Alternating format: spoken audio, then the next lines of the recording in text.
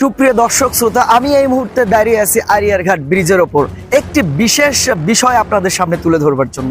আপনারা যেমনটি জানেন, আরিয়ারঘাট ব্রিজটি মেলেন্দহ এবং চরপাড়া ব্রিজের চাইতে অনেক অংশে গুরুত্বপূর্ণ। কারণ হচ্ছে এই পূর্ব অঞ্চলে অসংখ্য মানুষের যাতায়াত এই ব্রিজের ওপর দিয়ে, সেই সাথে ব্রিজটি বাজার সংলগ্ন হওয়ায় এর গুরুত্ব আরও বেশি বৃদ্ধি পেয়েছে। আমি যে বিষয়টি তুলে ধরবার জন্য দাঁড়িয়েছি সেটা হচ্ছে, আপনারা দেখতে পাচ্ছেন এই ব্রিজের যে ল্যাম্পপোস্টগুলো রয়েছে, অর্থাৎ যে বাতিগুলো রয়েছে, সেগুলো কিন্তু অকেজো।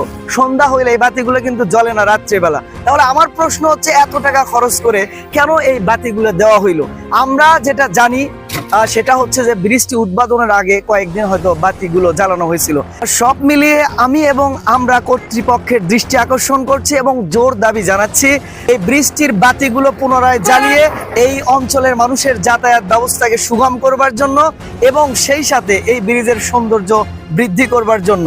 আমি সোহেল ইবনে মাহবুর, জনস্বার্থে, আরিয়ারঘাট ব্রিজ থেকে।